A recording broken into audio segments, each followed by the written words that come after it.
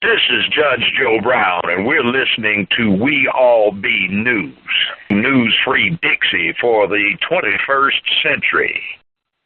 All right, Baba Gregory, you're on the air. Welcome back to We All Be. You got some very important news. Yeah, just thank God for you and what you do, and it's incredible for the listeners that can see you everywhere we go. All the researchers, you there. Yes, sir. So you get in your car and drive down and catch the story so you can compare it to the other network stories, but you there on the ground, and I thank you for that. It makes it very important, especially the times we're going through now. And I don't think we can survive it, just because this is just some thug punks doing all this stuff. But this is the government, man. When I look at what happened in everybody I see that I know no research, when I bumped into you, what I tell you, I said, keep your eye on South Carolina because it's bigger than we think. Mm-hmm. And when Scott got shot there in the back, I said, wow, man, that's the same area spot that the Civil War started. Is somebody trying to tell us something? Mm-hmm. And so I had one person and called me up and said, what can we look for? And I said, go to South Carolina. It's in a hotel room. And stay there till it happens. He called me back and said, well, it didn't happen. I said, just watch it. So if we go back to the night, and the great thing about you out there, I go around and I talk to people and see people, and they just think it's a funny comic. And I'm getting information from them, because they see things different. They don't see the whole picture, but that psychic that black folks have, they see it. Mm-hmm. So when I asked about, South Carolina, I got off a plane, and the minute I found out it was going on, I went checked in the hotel, and got me a TV so I could watch the trick news. Mm-hmm. And then you talk to people, and I found out what's the black people there in Charleston? Yeah, in Charleston? Charleston, I'm sorry. Yeah, the Charleston Chronicle. The Chronicle, yeah. Well, I talked to some folks that told me that they didn't get the news. You know about it. They didn't get the news about that till what, midnight? Yes, sir. And they're right there in the town. Mm-hmm. And that meant the white press wasn't running anything? Or the white press didn't know it. One of the interesting things about in your town, the press know what's going on because they have wire service built into police. Well, if you say fire at such and such a place, they don't have to wait for somebody to call them. They there. So the fact that they didn't get a call, the black press didn't hear about it till they saw it on the white TV, right? Yes, sir. And that means they didn't run there to what, midnight something? Mm-hmm. That means for 3 hours they had it all to themselves. But I keep wondering, first, just the church is so big and famous. People would be the path to there, less long a massacre, right? Right. And so what you're looking at is when we settled down and got to watching it, you see this little frail white boy, and when I saw him and looked in his face, and I said, shit, if he did it, my mama did it. Huh? Mm. And why did I say that? Well, the Manchurian candidate, when they shot Kennedy, there was a great movie come out about the Manchurian candidate, about how they can brainwash you and get you to kill folks and to do things. And so it was so close to what had happened to Kennedy. Mm-hmm. And people was reading it and looking at it and halfway suspecting it, that they got Frank Sinatra in to pull the movie on them for maybe 40 years and paid them millions of dollars. So right before that 40 years period was over, Denzel Washington comes out. It's a movie the same name, The Manchurian Candidate. Mm-hmm. For all those young people that wasn't born then or heard the word, But that was a different one. So everybody thinks they've seen the Manchurian Candidate, but Denzel not Denzel ain't part of it. He's acting. You just take a script and go with it. Mm-hmm. So for those of you that want to see what's going down now, go back and look at the real Manchurian Candidate and then add 30 years onto it and know how they've advanced the technology. And so I'm looking at him, and you don't know what's going on till you start hearing the trick news come out, and you just put it together. One, he went into the church. It happened in the church. What? 9 people massacred, right? Then there's 2 things to watch. First, later. See, you can't talk the story when it first happened and then try to follow it 3 days later. Because they busted him, what, the next day or 2 days? Oh, the next day. Okay, now, nobody's asked him, not even the press, where did he spend the night? That's a very important question. So that means, did he have help or not? Where did he spend the night? That's very important. He left there. He went somewhere. You understand what I'm saying? That's right.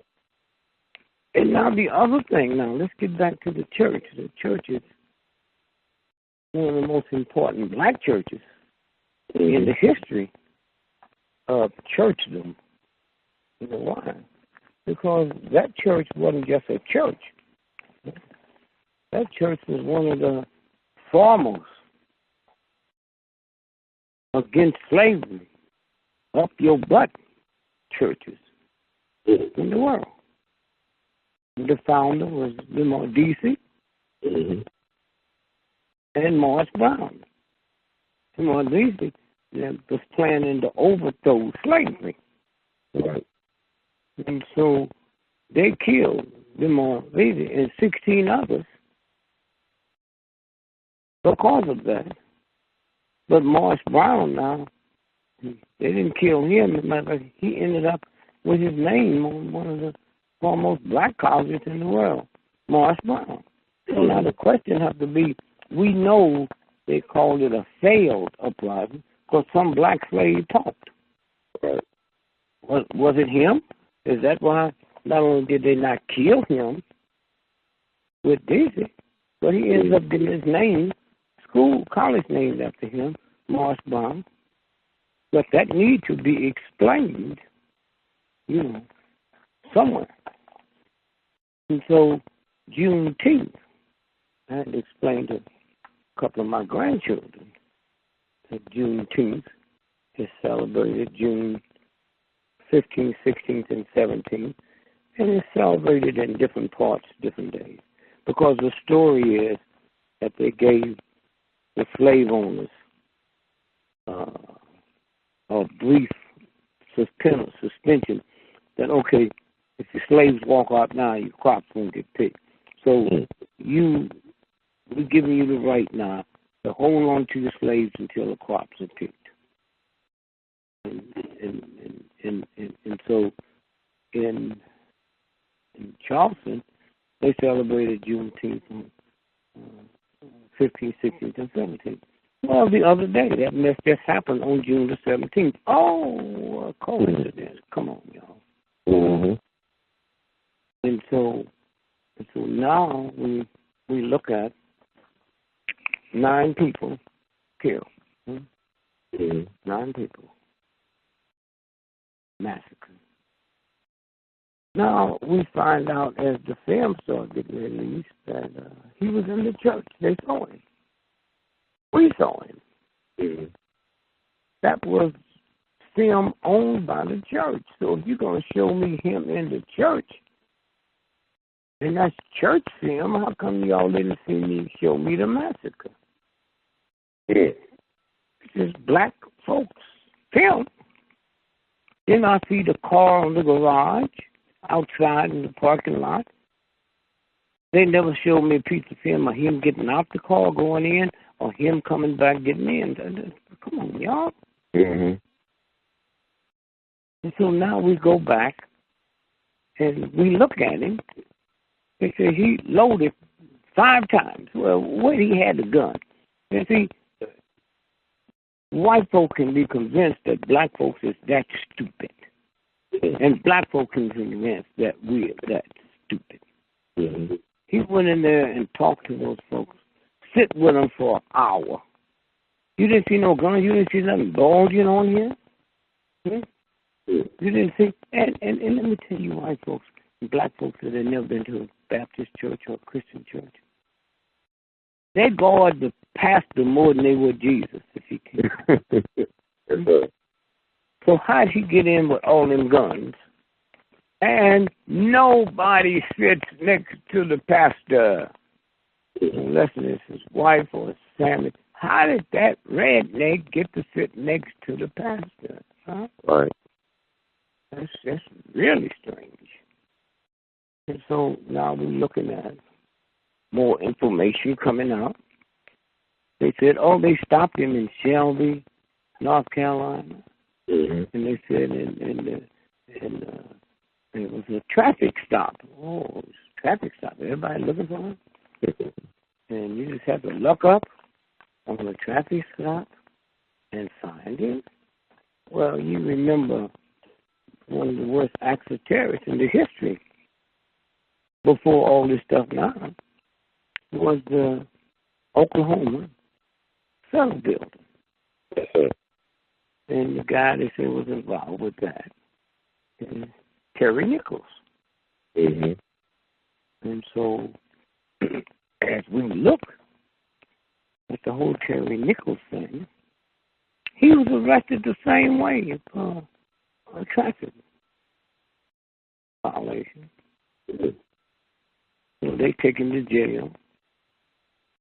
And the next thing you know, he's the one. And so let me just explain to you who Terry Nichols is. He's in jail now. And the story that runs one of the most conservative papers in the world is the Washington Times of Washington, D.C. Mm-hmm. Wednesday, April the 22nd, 1998. Headline, FBI paid mortgage on Terry's home. The FBI made mortgage payments on Terry Nichols' home after he was arrested and before he was convicted on conspiring to bomb the Oklahoma City Federal building. Court documents show, so there ain't no punk on the street. Now, this is important. A Justice Department spokeswoman said she did not know immediately why the government was making payments, nor did she know how much. Now, this is very important, because this is a government agency. Didn't just say, that's not wrong. No, we never did that. She said, well, yeah, they did it, but I don't know why they was making payments, nor how much. The mortgage payments was disclosed in a court finding Monday by Nichols' lawyer, who argued that client does not have sufficient assets to pay the fine or restitution as prosecutors want. Well, they haven't had a trial. So is this they still talking about? Well, anyway. So now, Terry Nichols is brought to trial, sentenced, then executed. Now, let's ask a question. Everybody was duped into believing this was some strange kind of thing, but nobody questioned it. They would have questioned it had this story came out, the FBI would have had to ask why is the FBI paying the mortgage. Huh? He's the Manchurian candidate. He's a mind who's been manipulated. Now you start looking at the stories. Mm-hmm. Again, we're going to say those cameras that took the pictures of him in the church. Those was church cameras. So if you can film him in the church, then how come you didn't send the massacre? Or is there something tricky about that? Huh? Or is that a question they just were so sure wasn't nobody going to ask? Okay? Mm-hmm. Now, we saw the pictures of his car on the parking lot.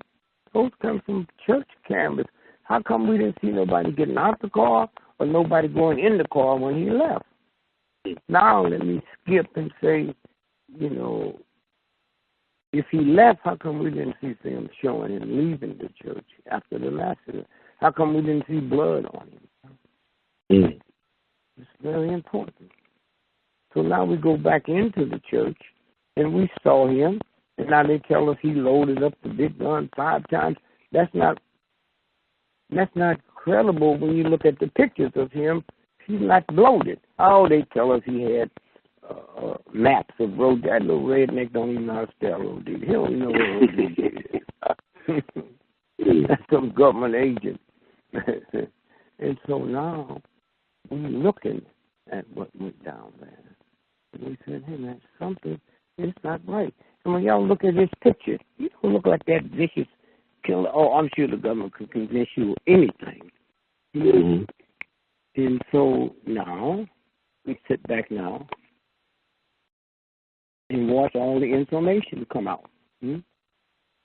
Information of people he talked to. There's a story broke today. So he had this one friend he hadn't seen in 5 years, and all at once he stowed up mysteriously. And started talking about how much he hated black folks. He said when he knew him before, he never had that type of rhetoric. So that's the Manchurian candidate. That's what they pump into your head. Mm. And so where did he spend that night after the massacre? And then we go back to the Charlotte paper down there, the black paper. And how come the editor never heard about the shooting till midnight? Mm-hmm. And so now when the word goes out, all you got, every newspaper that's worth their weight has one dial on the crime report. The police don't get the crime from NBC, CBS, ABC. So the police don't get the crime. Right. They get it off the police blotter. So now is the editor of the Charlotte. Charleston. Charlotte. I'm sorry. The Charleston Chronicle. Huh? You talking about the Charleston Chronicle, or you say the Charlotte or the Charleston? Oh, no. I meant the Chronicle. Yeah, the Charleston. Yeah, the Charleston. Yeah, I get confused like that too. It's close together. Yeah. Yeah. So Charleston. Yes, sir. Okay. So did the news go out before midnight? And if it didn't, what were they doing? Those 3 hours it happened. Where was the young lady that he let live? Did she report it? Huh? Yes, sir. And so the other thing is he said he was talking to her and said she's going to let him live. He's going to commit suicide. Well, they're already setting that up. That he already told somebody that he's going to commit suicide. Mm-hmm. And he wanted her to tell the story. Okay, so why did she wait there? Hey, you said about once you get out. And then she says, when he was reloading the gun, which he did 5 times, she asked him, why are you doing this to these people? Are you crazy? He's killing everybody. You want to ask him a question? That's it. That's good. So when we stop and look at it, we could stop right there. Mm-hmm. Now, he says, well, it's a hate crime. Mm-hmm. We hate black people. Mm-hmm. Well, now, that helps people cover it up because now the FBI do stuff dirtier than that would make Hitler blush. And y'all go on and thinking they're the greatest, they're nothing but filth, and they'll out the Nazis, okay? Mm. And so now he said, you tell the people for me. Well, how come you didn't tell them since it happened at 9 o'clock? Some people said there that they never heard the story until noon. Now, we have to admit we never saw no ambulance coming in or going out. We never had the press people to the hospital or the coroner. So none of that.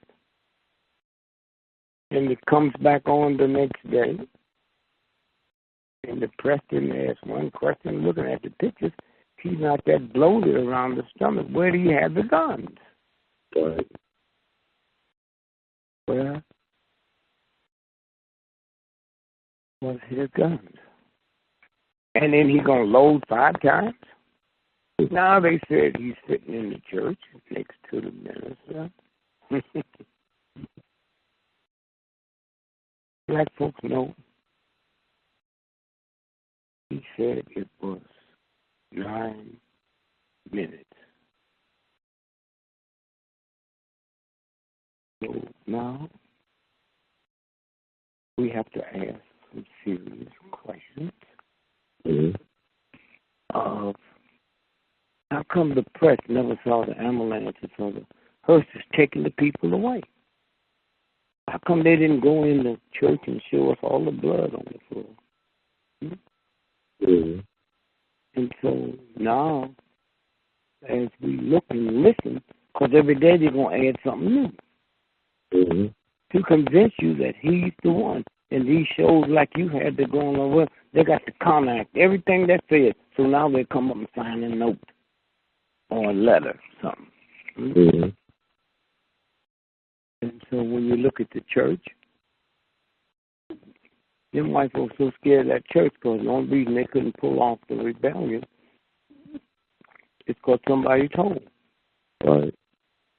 Now, the Juneteenth festivity pertaining to black folks coming out of slavery. And Juneteenth runs from June the 15th, 16th to 17th. That just happened, the shooting, on the 17th. Now we find out he had maps of flag to Rhodesia on him. Redneck, he don't know what Rhodesia is. Never heard of it. And so now you got everybody coming forward to, oh, we got to heal the city and heal the state. Well, first thing you do is take that Confederate flag down. Right. Imagine Hitler and then Nazis have a group that loved them so much they want to put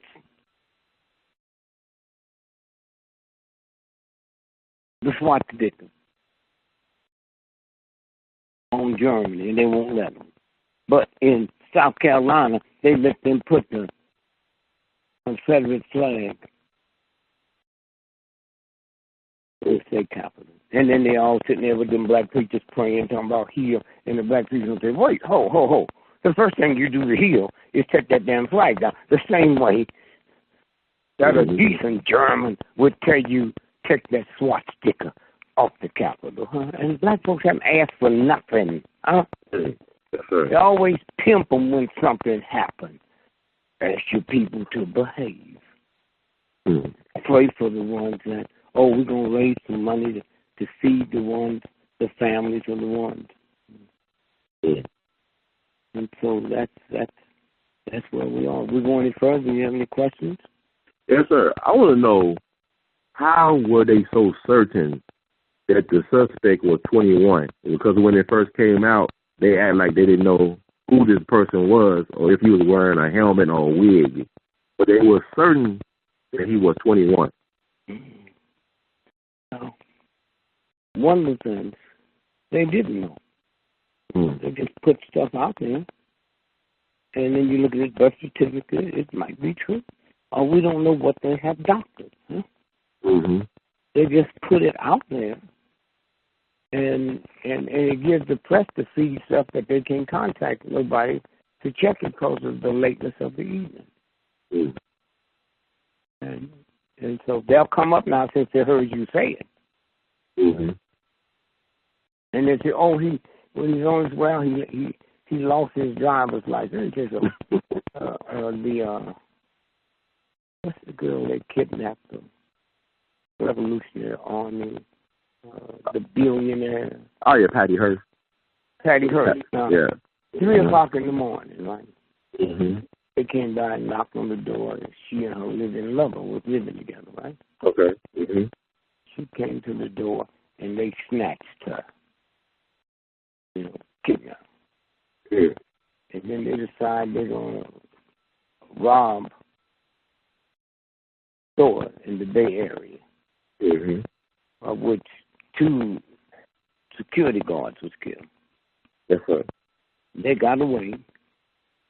And then they said they knew it was her because she dropped her driver's license. I said, wait, hold on. And so I would get up on stage and say, oh, man, I got to get me a white woman. They said, oh, weird. I said, you see the story where Patty Hearst was, they didn't catch her, but they know she was at the robbery where the people got killed because she dropped her out. I said, no, wait. She got kidnapped at 3 o'clock in the morning. Give me a weird, strange white woman that sleeps with her driver's license. She got out of bed, huh? And opened the door. Right. And so, you see, every now and then they make a mistake because they're not great minds. We're great minds. The people that listen to great minds, they might not know what's going on, but if they're not government agents calling in the tricky, they're asking honest questions. Yes, sir. And you and our job is to see through it because most of them didn't see it. Okay? Yes, sir. And so, in some kind of way, that have to be unwind out. And also, I like to add, Brother Gregory, is the fact that they caught him in Shelby, North Carolina, and I just came across this by accident. Or I guess I was, magic glasses, whatever. I found out that Shelby, North Carolina, is the birthplace of Thomas Dixon Jr., the guy who wrote The Klansman, that was the inspiration for the movie The Birth of a Nation, which came out in 1915, which led to the reemergence of the KKK. So you look at what was it you said again? Like Thomas Dixon Jr., he was born there. He was the author of The Klansman, which was the inspiration for the birth of a nation. That's right, Shelby, North Carolina. Okay. And he also died on April 3rd.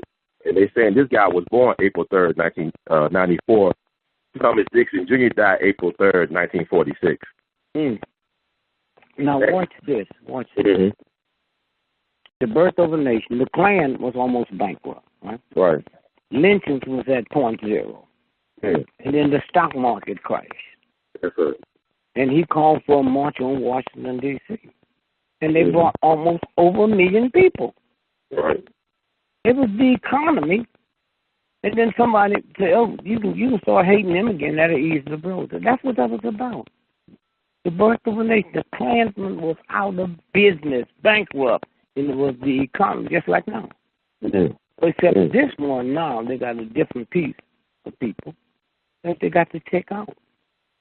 And that's what they're getting ready to do now. And also, let me ask you, brother, I'm sorry about the Gregory. I didn't hear you. I want to ask you another question. Yes. I realized, a friend told me, Dr. Issa, that this year marks also the 100th anniversary of the Fraternal Order of Police. They also started in 1915.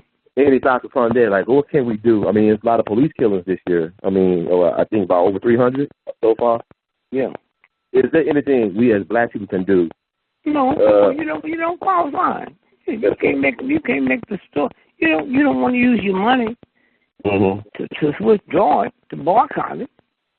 And we ain't asked white folks to help us do nothing. White folks would do a whole lot of stuff if we asked on it. But then who you going to get to call it?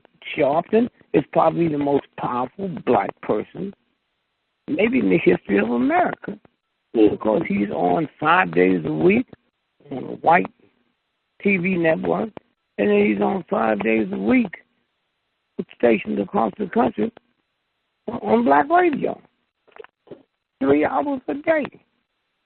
But they can't call for nothing because they too tied. I don't say this negative. They too tied in to the white establishment that would be hurt if you call for a boycott of Christmas. So I'm saying that's what somebody need to do, not badmouth them. Right. Urban League, and we wouldn't be where we was now if it wasn't for them. Yeah, they got papers now where Thurgood Marshall was a government agent. That's right. Okay? And it's documented, can't lie about that. It's a violation of the universal God for you to be tricking, even if somebody been for us, something like that. Okay? And so I would just say that when we look at it, it happened so far back, so long ago, before now. Let me show you. Let me just ask you something. Do you remember a couple of years ago when 2 Africans going to what's the black school in Baltimore? Yeah. And one started eating the other one. You remember that? Yes, sir. I remember that. And for those of you that don't, you can just push it up, the cannibalistic thing that started. And then we find out it wasn't at the school. They lived 30 miles outside of it. And then 2 days later, a Miami cop killed a man who was eating another man. Until when he looked up at him and the blood dripping. Well, those are zombies that's created. You know, the Manchurian candidate. No, all y'all do is punch it up for yourself. Nobody ever followed up that story. The government got gas that they can go into an arena of 100,000 people and drop it. And everybody at that football game was turned into a cannibal. That's where they are. That's the stuff, all the stuff you saw in the movies, they perfected it. Huh? And so let me read you an article of something the CIA was doing in the early 50s. Early 50s, huh? And it says French villas went insane after CIA spiked its bread with a certain form of LSD. 50 years. For 50 years, residents of the French village have tried to understand the cause, the cursed bread, they called it. The incident was where they found out now that the CIA came in and hired people to work there at the bakery, and they put this certain form of LSD in the bread. So people start eating it and start jumping out of windows, jumping off buildings, jumping off. They thought they could fly. And these are white folks. If they had this technology in the early 50s, what do you think they got now? What do you think they got now? They can fly over the black community with chemtrails. The story never ran in American paper. Crime linked to pollution. Polluted water can cause brain damage that turns ordinary people into violent criminals. Who said that? Researcher Roger Masters of what? Dartmouth College in Andover, New Hampshire. Companies comparing crime figures from the FBI with information on industrial discharge of lead and manganese. Once you give people enough lead and manganese, they'll kill their mother. Right. Okay. Then it goes on to say that he found a link between polluted levels,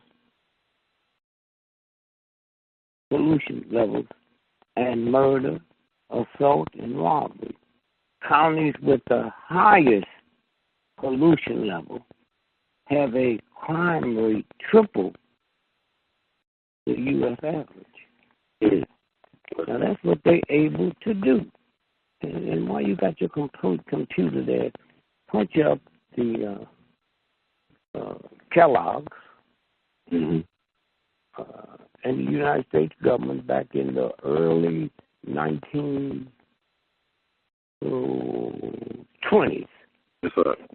had spiked cornflakes give to babies.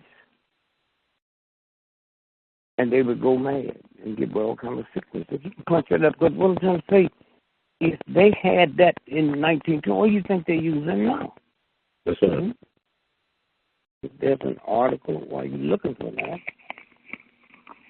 there's an article that Coca-Cola had to go to trial because some folks found out that the United States government was taking Coca-Cola. I didn't know Coca-Cola, the soda pop had an expiration date on it.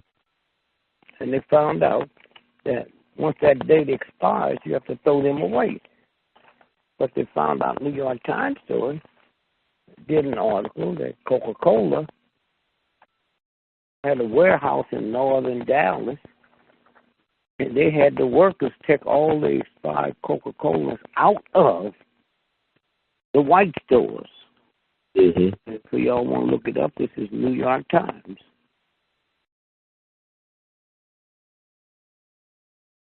By Greg Winters, published May 19, 2002. And they would take the Cokes and scrape the dates and redate them and send them to the black community. Well, now, if you're doing that with Coca-Cola, or you're doing that with pharmaceuticals, let it sit there so long, or you're taking it out the white stores and bringing it into the Negro neighborhood, grocery drugstores. And so when you're my doctor and you give me a prescription for my high blood pressure, and I go back in 2 weeks, and I don't know I got the trick stuff, and you don't know they doing it, so you just think I'm not taking my blood pressure pills. That's right. And I'm so upset because, you know, the way that black folks at one time held doctors ahead of the preacher. And so you accuse me of not, and I know I am, but the pharmacist don't know, her doctor don't know what they doing. And so he says, okay, okay, you're right. So what I'm going to do, I'm going to give you a larger strength. Well, and so if you take a larger strength for something that you didn't need in the first place, that'll kill you. That's what they've been doing. Been doing. That's right. And so when you stop and think about, you know, if you go back and look at that Ferguson mess, in Ferguson, when Mr. Brown came out the cigar store, and they said he had been stolen cigars in his hand. So when you look at those pictures, if anybody pulls them up, he has on flip-flops and short pants. 15 minutes later, he's laying out there dead in long pants and Nike tennis. Oh, what's that about? And then the guy who owned the little convenience store, he got so upset because customers was yelling at him and talking all that smack about. And he said, I never called the police. He held a press conference with his lawyer. Y'all can check that too. He said he never called the police on Mr. Brown. As far as he's concerned, Mr. Brown had never been in there. And then you take the guy, the black guy, which was his sidekick, that said he had his hands up, that slogan went all the world. I kept asking the question on these shows, if you're going to assassinate a black person, why didn't you assassinate the person that was with him? The witness, huh? Right. I mean, you ain't clean. You'll kill your mama. Why didn't you, Mm-hmm. So then 3 days later, I think I mentioned it on your show, Johnson, which was his best friend that said his hands was up, Right. the FBI got him on witness protection. So I said to Mark Thompson, CNN, I said, man, you know what's happening here? And he's on witness protection? I didn't understand. And then we found out that when the grand jury was he was subpoenaed to test Brown, his best friend. And Brown changed the story. That's the FBI he with. The vicious, dirty, no good, ornery FBI. So he said, well, if I'd have been a 84-year-old black cat like I am, sitting on the jury, not hip, not knowing nothing, and I see the guy who said he had his hands up, said he was lying, I would have voted to free the cop too. Right. That's what's going on, huh? And none of us see it. Here's a newspaper article. Congress to protest capture crash of Navy SEALs, squad that killed, of the Navy SEAL folks that claimed they killed Bin Laden, right? Right. Bin Laden was killed December 01. All this stuff the president was looking at, Bin Laden, that was a fraud. Mm. So now they got to get rid of the Navy SEALs because that secret's too big to get out. So that's what the Congress was saying in the article, which was dated May the 2nd, 2011. Congress to probe copter crash of Navy SEAL number 6 squad that killed Bin Laden. So that put that to sleep.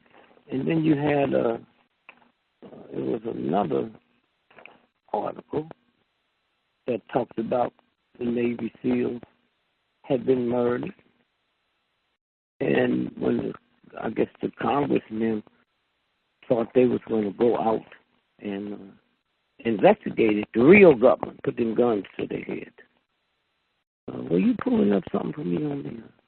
Oh yeah, I don't have access to my computer right now, but we did talk about it. We talked about this on my show in December when you was on. We pulled up the information then. Yeah, and I put it out there. Okay. Now I'm just going to background to show you how they do this. Yes, sir. In Baltimore, in Boston, the Boston Marathon. And I ran 5 Boston Marathons. Oh wow. So if you my friends and we announce I'm going to run it, and it's a holiday, why don't y'all come up and watch to Boston, right? Mm-hmm. And so it's run on Monday. So on Sunday night, all you all that came up to see me, y'all out partying. I'm in bed because I got to run 26 miles the next day. Mm. So out where the marathon starts, 40 miles away, it's 30,000 runners and about 100,000 visitors to see. How come he didn't blow it up out there?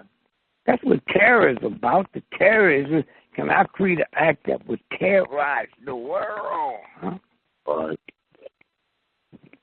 So how come they didn't blow that up out there? How come they didn't blow it up when the marathon run was finishing the race? They didn't blow it up until 2 hours after the front run, because had they blown it up as they finished, it couldn't have been a marathon for 20 years because all your top marathon runners would have been dead. Mm. And the terrorists, every time you think of marathon, you think of the terrorists. Mm-hmm. So I asked my wife, I said, would you keep your eye on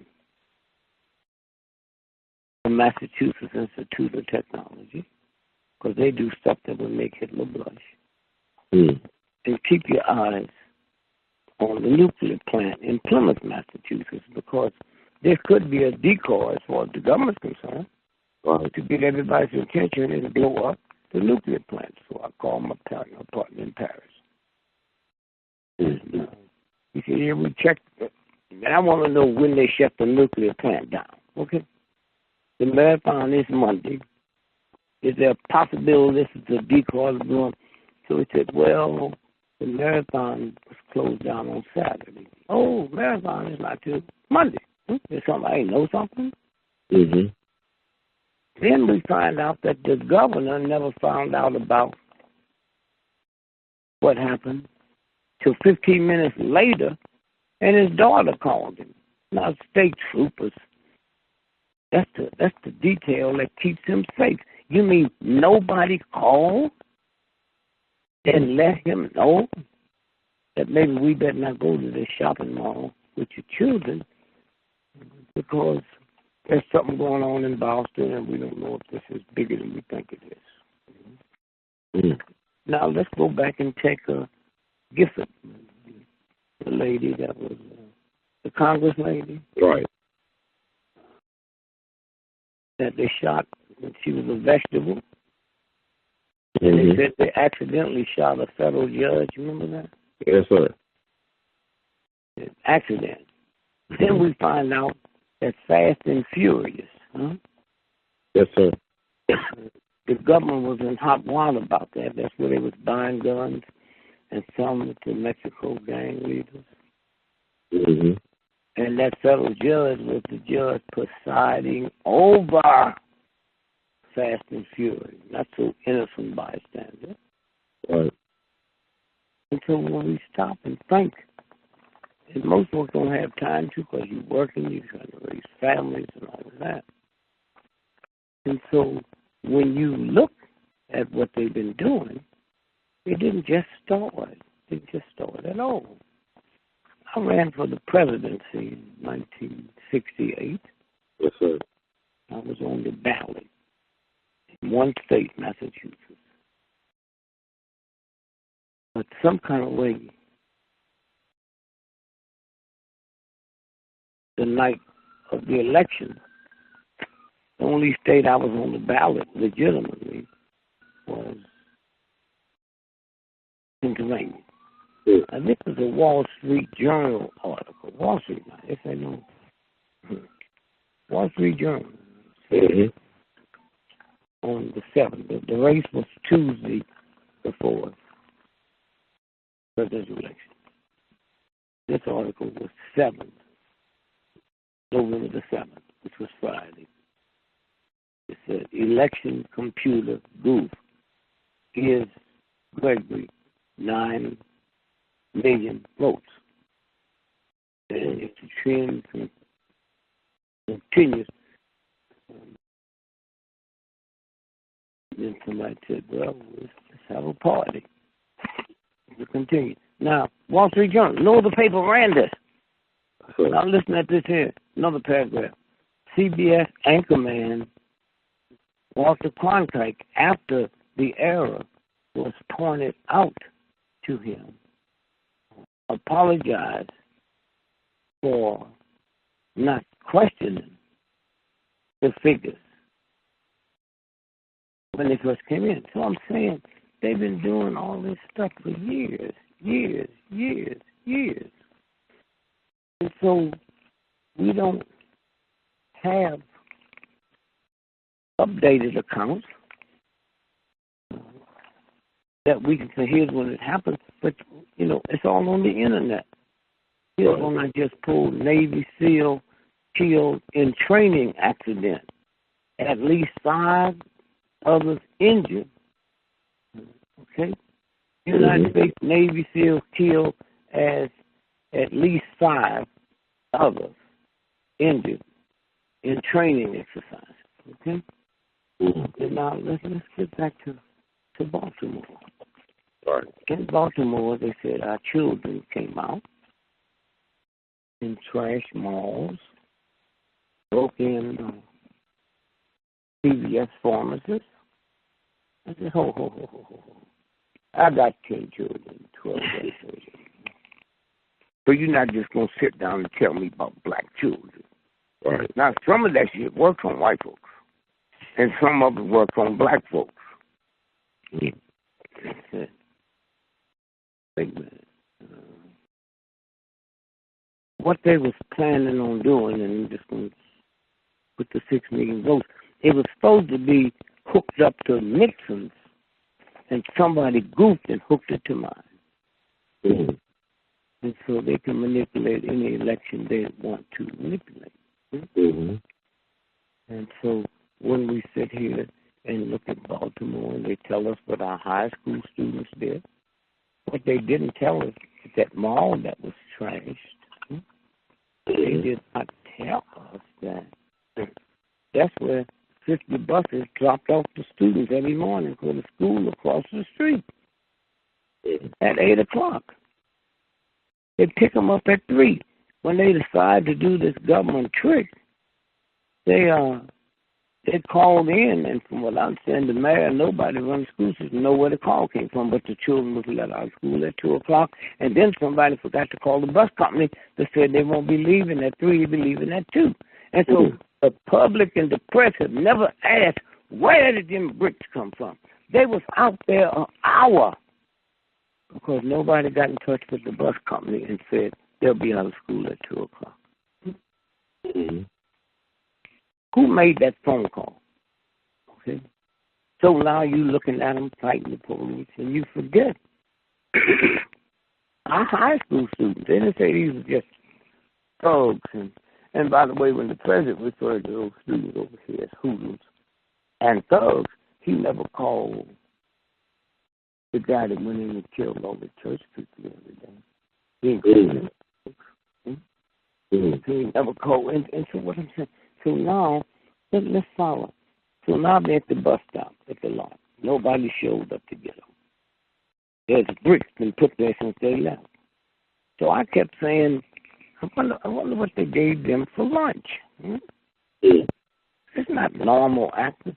So now they get out, and police is there. Now, for 3 days, the ride went on. You didn't hear one cop fire shot. You didn't hear one rider fire shot. You ain't heard one siren or seen one ambulance in 3 days. Mm-hmm. Think about this, man.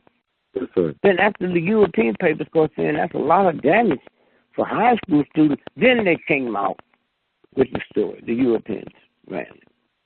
That what happened is the Bloods and the Crips was there. Now they had to add some help when it was getting questioned. The Bloods and the Crips. And so now let's don't stop there. They said, well, wait a minute. The British paper said, hey, man, that was a lot of damage. Oh, it was the Bloods and the Crips was there. And a group called itself the Black Gorillas. Man, gorillas don't call themselves that. Now they said they went into the CVS, drugstore. The youngsters, and went to the prescription and stole the drug. Wait. Listen to me, old folks. Any of y'all that's ever been to a drugstore to get a drug, when you give it to the farm, they don't know where the stuff is. They have to go look for it. They pulling drawers open and taking a little bit of this, a little bit of that. So you tell me my children knew right where to go to get the drug, but the pharmacy don't know that? That's right.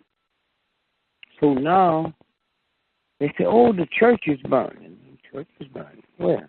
Oh, yeah. That wasn't the church. The church they told the world was burning. That church is in a bankruptcy court, and it's being liquidated. But they was telling us that they was building these homes for the homeless, 61, and recreation centers for the young folks.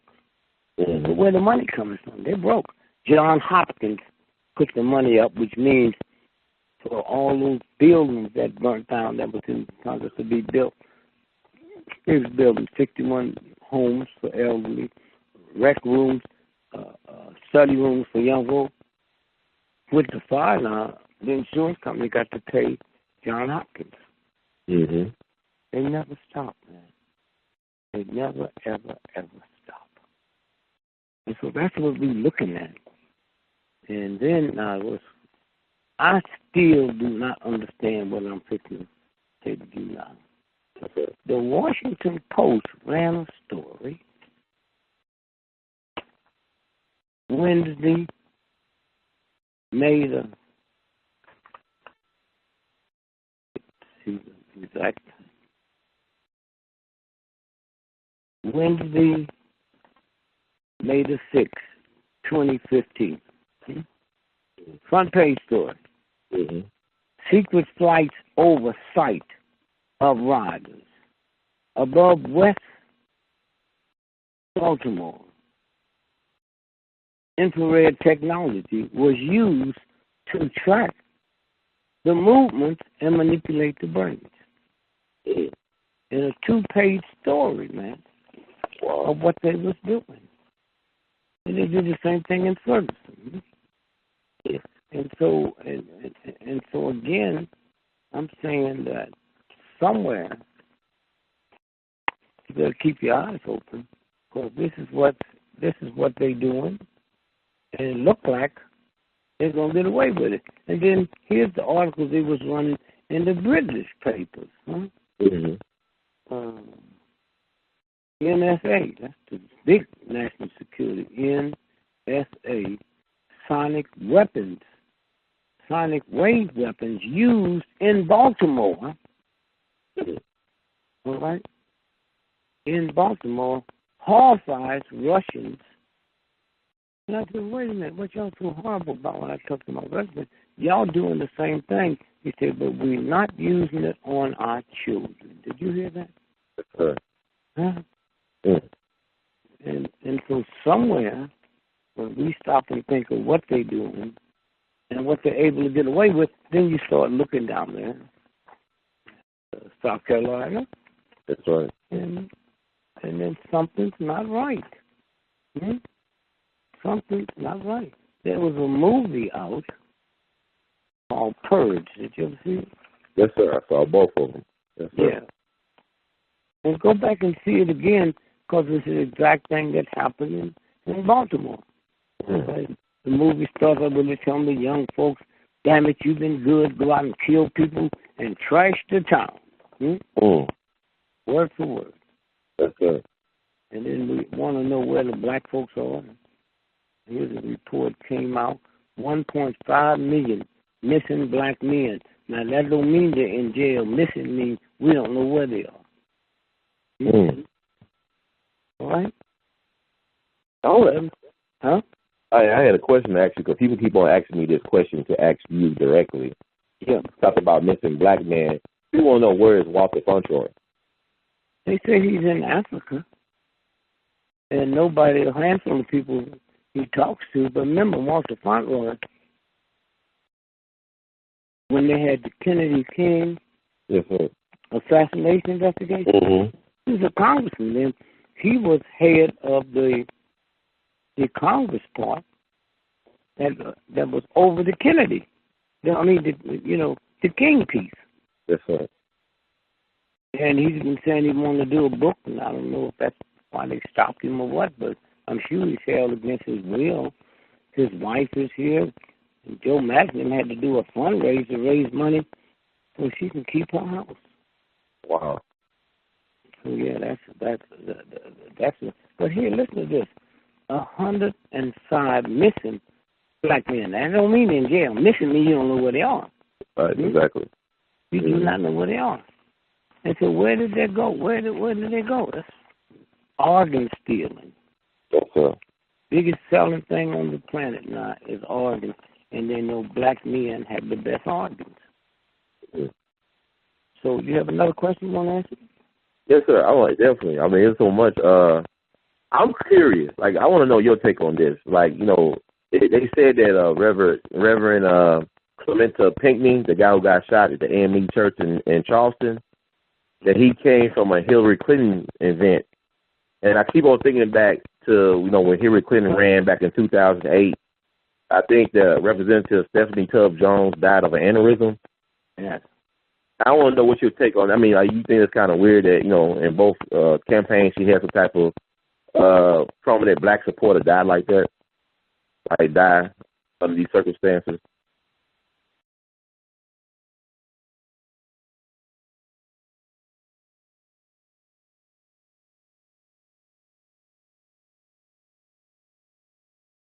Oh, Baba Gregory?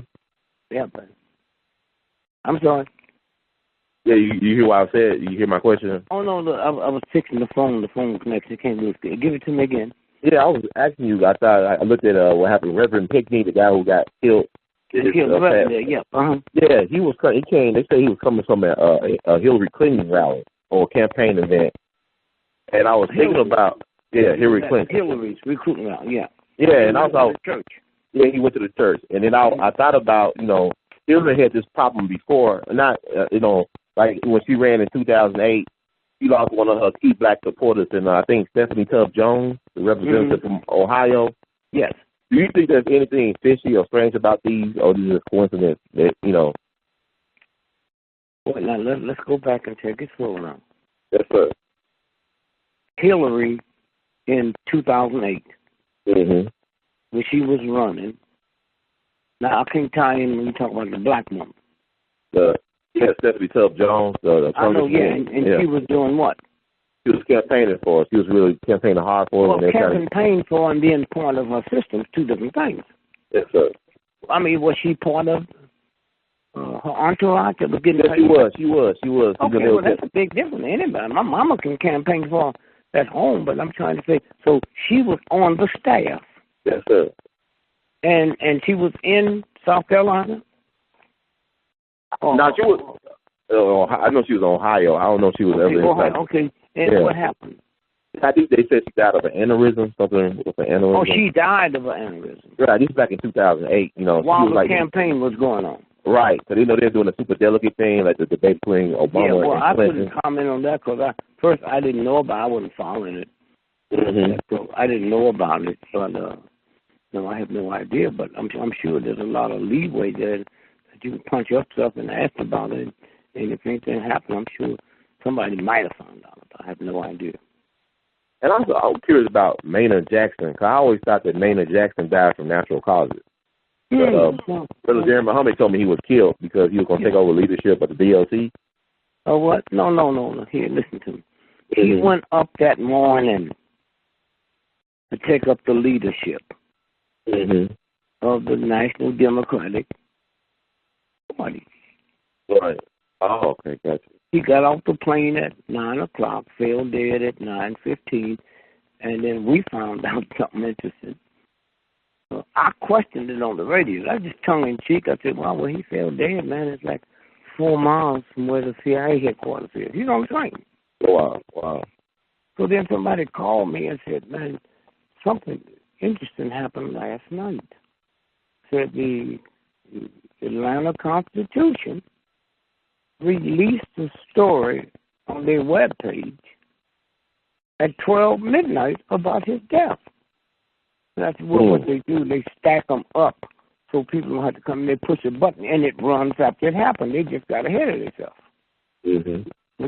What happened is he had secretly put a meeting together and had raised enough money to buy the Atlanta Hawks. Oh, wow. That's what it was. Wow. That's crazy. Yeah. And I want to get your take on this. I got to get your take on two more things. The Rachel Dolezal situation up in Washington State. Well, first, that got to be the biggest bunch of bullshit, man. Do you know how many black folks passed for white? Right. Do you know some of your major companies? Did you know Abraham Lincoln's daddy was a black man? He told me, yes, sir. Did you know that J. Edgar Hoover was a Negro? I heard that. And you get a bunch of them that they waited till after the book came out. After he died, there's a book out about how the black folks in Macomb, Mississippi, where he's from, was terrorized. And you know about Thurman and his daughter, his black daughter. That's right. Yeah, but so white folks been doing this for years, man. Black folks passing.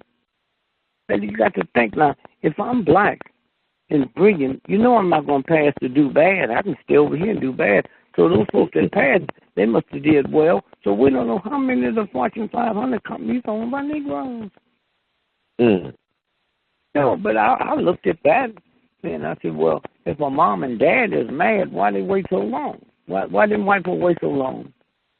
To realize they white and they mad at the daughter for faking black, huh? And the press went crazy over it. And I'm asking myself, well, did she do something illegal? I mean, did she go to Howard, a white woman, as a black person to pick up those slots, you know, to get the privileges that black folks was getting in colleges then? But I have no idea. But I just even refuse to look at it. All right. You know, at all. You think about how many black women is faking for white.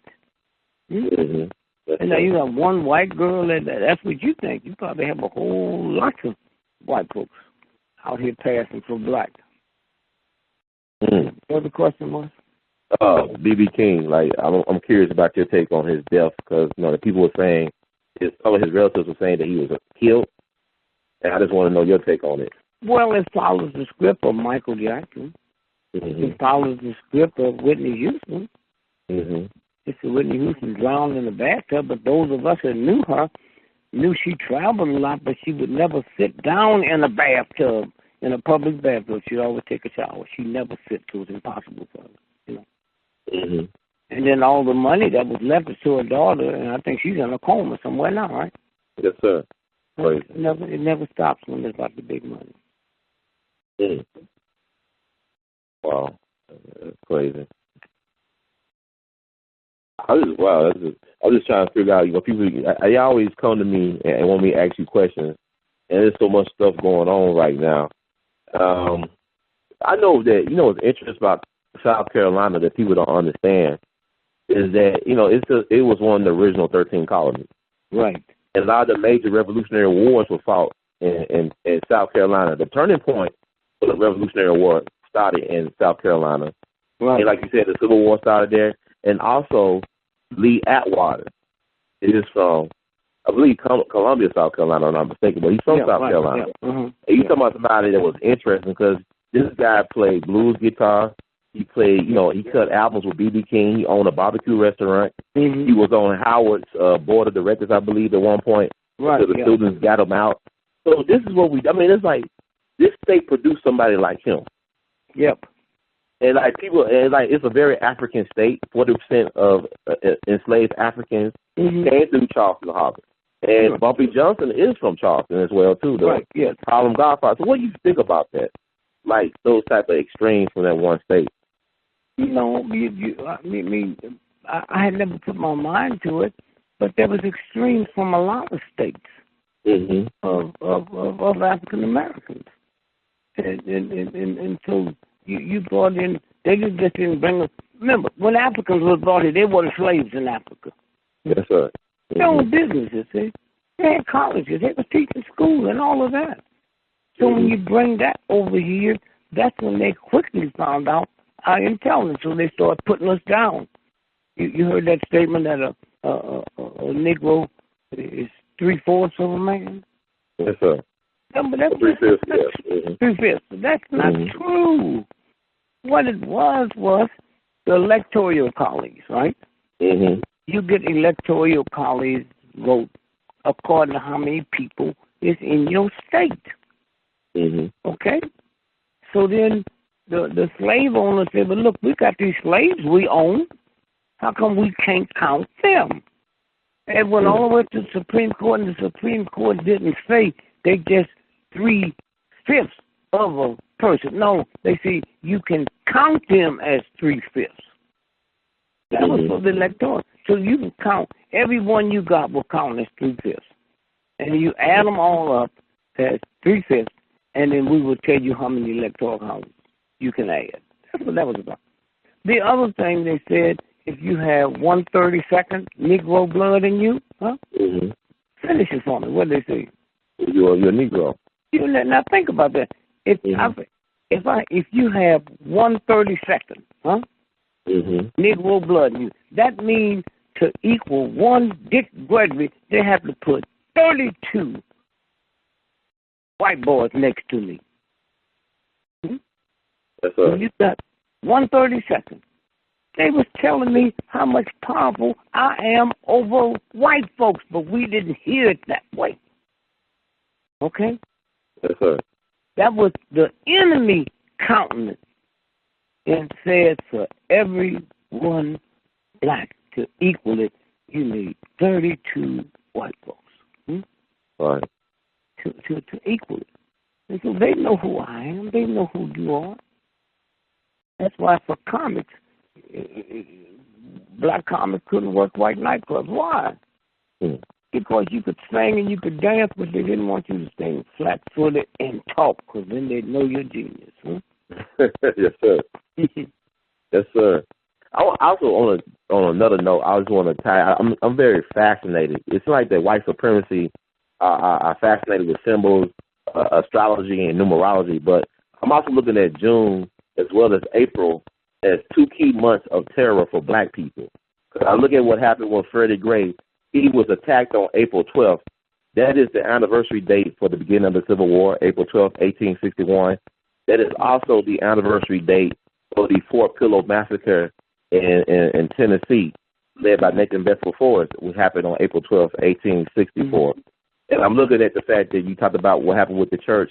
But Mother King, Dr. King's mom, was killed at Ebenezer Church on June 30th, 1974. Your dear friend, Brother Medgar Evers, June 12th. And tomorrow is the 75th anniversary of the death or the lynching of Elbert Williams, who was the first NAACP officer killed in the line of duty in Brownsville, Tennessee. What is your take on that? Why are June and April such like big months? Well, I didn't know. I didn't realize that. But let me throw it now. Go back to you. Hitler's birthday is April 20th. April 20th. Yeah. Now look at all the disasters that happened on April 19th. Yes, sir. The thing out there in Waco. What was it? They burned up all the church people that are caught. Yeah, David Koresh. It was in April. Wow, I didn't know. Yeah. The Oklahoma City bombing. Yeah, April 19th. Oklahoma City. Now, what's interesting that you celebrate your birthday before your birthday. Yes, sir. Christmas is supposed to be the birthday of Jesus Christ, right? Yes, sir. Ain't it called Christmas Eve party? Yes, sir. New Year's the birthday of the New Year. Ain't it called New Year's Eve party? Yes, sir. And you know, many states, if you get, if you go out on Christmas Eve, New Year's Eve, and go drinking, you can call a cop. And in many states, the cop got to take you home for free. Oh, wow. Okay. Or they can go to jail. But if you do it on Christmas Day or you're not covered. See, there's so much stuff out here that they don't want you to know about. But that's the games that they play. So now to get back to those other dates, I'm sure the astronomers and the government have these computers, like they tell us that the Mormons have a data bank of all genetics. But they got that. What do you think the United States government? You think they got United States government money? How many people do you think the United States? They know all that they can run your. They can run your stuff through a computer and know certain things. For instance, what day you born? April 23rd. I mean the day, just the day. Oh, the day? Oh, I can't. No, the date of the day. April 23rd. Oh, the date of the day? I don't know. On the 23rd of April. April the 23rd. But I just need the day, the 23rd. Okay, got you. So 2 and 3 is what? 5. That's a brilliant mind. Brilliant mind, man. You know, anything you don't do academically is your fault. April 4, that gives you your psychic power. That's why you have moles and birthmarks on your body. Right, I do get those. Well, I'm saying, everybody, the people that run the world, they never been to college. They study numerology. Huh? That's right. Okay? And so, April 23rd. That's 2 and 3 is 5. Oh, no, I missed that. I'm sorry. That's 5. That's brilliant mind. and then 4. So that is 9. Now, I missed that. It take you a long time to get mad, but when you get mad, everybody better get out your way.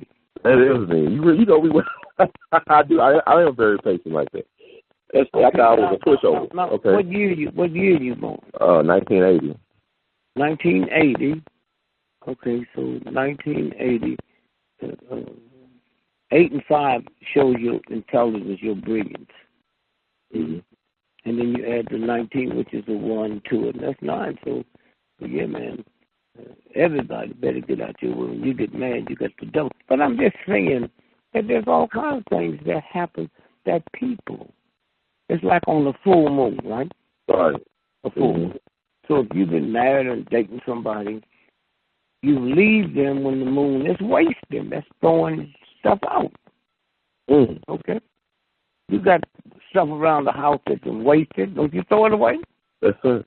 And that's why people sometimes say, oh, Mildred, husband left her, and we thought she's going crazy. No, they might have accidentally left her on a wasted moon, wasn't because she knew it. Now, if you're trying to get somebody you want to be with for life, then get them when the moon is filling up. It's filling up your clothes, filling up your den, filling up your bank account, okay? And so a lot of people survive by that. You know, my mother, I used to hate readers. I thought it was so ignorant. My mother said, Richard, Mother Poole, I want me to take you out of school tomorrow and bring you to see her at 1 o'clock. So I went by, and when I walked in, Mother Poole said, how come you don't like me? I said, because I just think you tricking my mother. I'm 7 years old. And she said, son, I see a star in the center of your head. And you're too young for me to tell you how big you're going to be. And you'll have more money almost than government. 7 years old. Wow. And people will love you all over the world and the money. Now, then she said, and when this gets ready to happen, somebody's going to give you a brown briefcase. Well, I'm born in 1932. I don't have no briefcases then, right? Okay? So, 2 months before I hit big, making $10 a week, and I done a little TV show for a local guy, that white guy. And he said, oh, man, we got so much good reaction. And by the way, I bought you a briefcase. And I didn't have time to bring it by. And I went by and there's that brown briefcase. And 2 weeks later, I went from $2, $10 a night to $10,000 a night to $25,000 a night. She told me that way back then, so they're real. Wow. And they get that from the stars and the moon. I was in Mexico one day and went to one of them readers, and they told me to hold an egg in my hand. And they cracked it and put it in a glass, and every emotion that they wanted to read went from me to the egg, and then she read it from what she's looking at the egg in the glass. Wow. You know, so it's a lot of stuff out here that we're born with, but they can hide it from us and keep it from us. Yeah. Anything else? I want to ask you this because I've been realizing now that white supremacy seems to attack black people at our strongest point. And I'm looking at this summer because I'm in a city called Memphis, and we got a lot of black people here.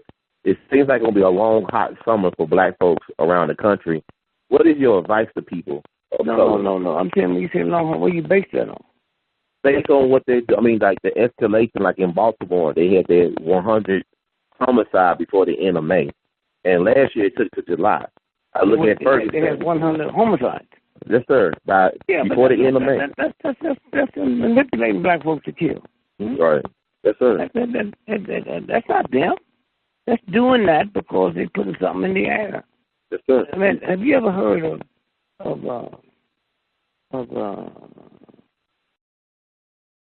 Mexican fly? I mean, Spanish fly. Yes, sir. Spanish fly. Yes, sir. So men put it in women's drink. They go to the bathroom, and while they're gone, they put in drink. And when you come back, they want to get naked right there. So it's obvious. We know there's stuff they can put in your body and make you have certain attitudes. They can do that with murder. Huh? That's organ stealing. Mm-hmm. That's organ stealing. So no, you're right. But they got all kinds of stuff. I mean, if you don't drink, you can go in the bar and have one drink and be high, and another person drink. They can drink a fifth of scotch before they get that high. So there's stuff that has effect on the body. Yep. Wow. Okay, and this is the last one. I promise. The D.C. murder thing with the rich people, like the mansion killing. Oh wait first. It's a $4 million mansion. That ain't rich in D.C., son. Okay. My bad. I take it back. I retract it. Okay. But no, let's switch for a minute. Mm-hmm. The congressman, Hastings from California, from Illinois. Mm-hmm. Oh yeah. Dennis Hastings. Yeah. Mm-hmm. And they said he was involved with what when he was teaching high school? He was involved with a kid, a man. Boy, little boy. Mm-hmm. That wasn't what he got busted for. You know that. No, I didn't know that. No, sir. No, it's the Homeland Security new banking laws. Oh, wow. And he was trying to manipulate the banking laws to pay off the blackmail, right? Mm-hmm. Okay, now let's go and look at something. If you put $5,000 in the bank tonight, the new law say the Pentagon got to be notified by sundown. You don't know that. Okay. I mean, you had nothing to do with that. Right. If you take $10,000 out, 5 federal agencies have to be notified. Huh? So that's what got Hastings, the congressman, busted. Now, I say that to go back to the guy that they say the black guy, they could identify him from some pizza. Mm-hmm. Okay? All right, now, here's a black guy that they say robbed a white man. Right. And so the white guy give him a check to get some money out the bank. Then calls the bank and say so-and-so's coming by, right? Mm-hmm. But here's the law. You can't take $40,000 out the bank without putting a special code on that. In other words, if you a business person, if you're a business person, and in your business, you need cash. Like let's say you supply 300 stores in Memphis with hot wings, right? Right. But that code got to be on the check. Now, you telling me this white boy put the code on the check and gave it to the brother, because had he not, a red flag would have went up. You hear me? Yes, sir. Okay, so it didn't. So it's more to that story than they telling us. Then he leaves and drives to New York and drive back. Then nobody catch him. Then nobody call him. Then he comes back to Silver Springs outside of Washington, D.C., him and some parents and 6 women, and the cops watch them the whole time they in there and don't bust them while they're in the house. They come out, they bust them on the highway going into Washington, D.C. So I never bought into that story. I mean, to go in and rob somebody is one thing. To murder someone like the way he did his child, killed him, then set him on fire in front of him, that's a personal thing, man. It's more to their relationship than they telling us, huh? Yes, sir.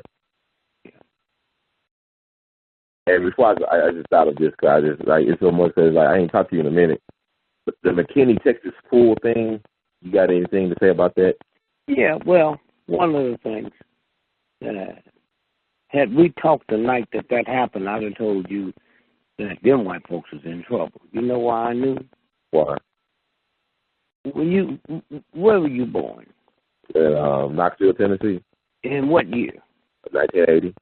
Now, y'all had city swimming pools. Were they integrated by then? I don't have any idea. I would assume they were. I don't know. You assume they what? They were integrated. Okay, they were. Mm-hmm. Okay, 99% of young folks that drowned in the summertime are black folks. Me, 10 children. Right. St. Louis, you couldn't swim in white swimming pools. Okay? So I never learned how to swim. So that's a fear I had, so I transferred that to my children. Huh? Yes, sir. So there's a whole lot of black folks that ain't never learned to swim because there wasn't no swimming pools available. So that's a white thing. So when that thing hit, white folks know about pool parties, man. Mm-hmm. So I said, oh, this is not going to be judged in their minds as a black thing. Then did you know what the white woman came up and said to the little girl? What'd she say? Nigga, why don't you go back to where you belong? Why don't you go to the ghetto? Why don't you go where your welfare check came? And then slapped her. And that's what started it. I know that, and the white press don't know it. Mm-hmm. And that's why they had to farm and got rid of the cops, you know. Mm-hmm. That's what that's about. It happened. And, you know, it was white folks at the swimming, at the pool party. Mm-hmm. So that, no, I didn't think that was going to. I thought some press would have eventually found out about the hassle that happened, but I guess they didn't, or they didn't want to know. And then, like, with Mumi Abu Jamal, you know, is he going to get out, or what's your take on that situation? Oh, you mean how sick he is? Yeah, how sick he is, and is he going to... He's at death's door. No, there's a lot of pressure. I'm glad you mentioned that because I got to call some folks today about that. Mm-hmm. Yeah. Oh, man. And this is the last thing I promise. Is Asada Shakur, is she still around? Is she still alive? Thinking Cuba? I have no idea. Mm. Where was she in Cuba? Yes, sir. She's supposed to be in Cuba. You know, people were trying to make sure she didn't get, sent back to America. Oh, I didn't know, but I thought you might knew that she was released and no. No, sir. My understanding, she's still supposed to be there. Yeah, no, I have no idea. Robert Gregory, I want to thank you, man. You are truly brilliant soul and mind, and a very giving person. And it's an honor to talk to you always. And in the words of Great Duke Ellington, now, when is this going to run? I'm gonna put it out today. Okay, then let me give you my take on Father's Day. Okay, yes, sir. Thank you, Paul. I'm glad you brought that up. Thank you. Father's Day is Saturday, Sunday. Mm-hmm. Mm-hmm. I had 10 children, and 13 grandchildren, and 2 great-grands, and I try not to celebrate Father's Day, and I tell them why. 56 years ago, I got married because I got Lillian pregnant. Pregnant. And my mother had always said, no son of mine to get a woman pregnant won't marry her. So I was listening to my dead mother's voice. I married. I did not want to get married. So I go down to the drugstore, no such thing as abortions like we know now. And I go to the drugstore to marry this woman pregnant. I sure want to get married. You got anything can knock that baby out? And so he came back and said, this here killer elephant. So I'll go back and give it to Leo. I come back 3 months later, and she's bigger than that. I said, wow, wait a minute. What happened? The stuff that she said, I didn't take it. What do you mean you didn't take it? I didn't say I was going to take it. 56 years ago, right? Now let's fast forward 56 years later. That baby was my first child, named Michelle. He has 2 PhDs from the London School Academy. Whatever.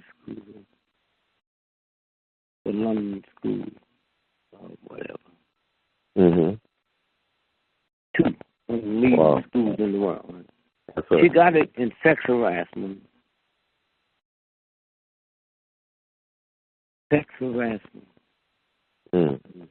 Women.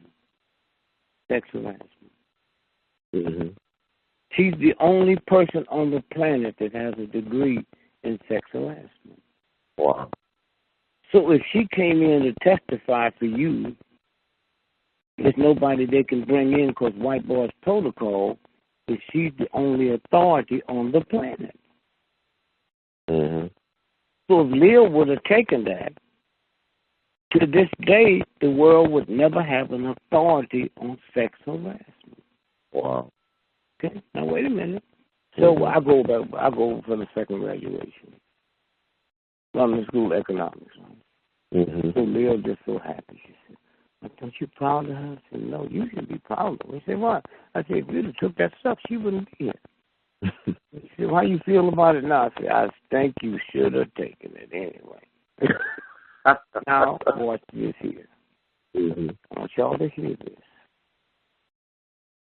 People call me and want to honor me on Father's Day, and I refuse to take it as much as $40,000. In a group in Canada don't even honor, don't even have Father's Day. Mm-hmm. So when you have a child of God, the universal God, Mm-hmm. gives you that privilege. Not the Catholic Church, the Baptist Church, the Methodist Church. It has nothing to do with religion. Okay? That's right. So that universal God said to Richard, okay, you have this right. Another God. When I do the cross, nothing. You mean you don't know if I'm Negro or white, you don't know where I live, you don't know what, if I can read or write, you don't know if I went to college. No, that's the privilege you have. Mm-hmm. So I have the beauty from God to create 10 gods. Mm. I never had an affair with Neil to create God's life. I was just giving me some booty, man. Oh, that sounds funny. That's I never bought a car. I didn't know the year, the make, the model, the down payment, the monthly notes, the trade in, the insurance, Yes, sir. the license plates. So when I look me in the mirror, Mm-hmm. I never bought a car that I didn't check that out. I put more planning into owning a car than creating God's new life. I'm not a father. Mm. When I look here, I see that. Now, there are people on this planet that would never have sex, man and woman, unless it's a time that a pregnancy wasn't one of them. Mm-hmm. And so I guess why those of us that's in my group, that's why we get them old ugly socks, them horrible-looking ties, Mm-hmm. and them pocket handkerchiefs that look like the ugly socks. So for those you fathers that legitimately had sex to create God's new life, I say, Father, happy Father's Day. To those of you that didn't, just spend the time getting some more booty, man. Love you too, Brother Bob. Thank you. Bye. Yes, sir.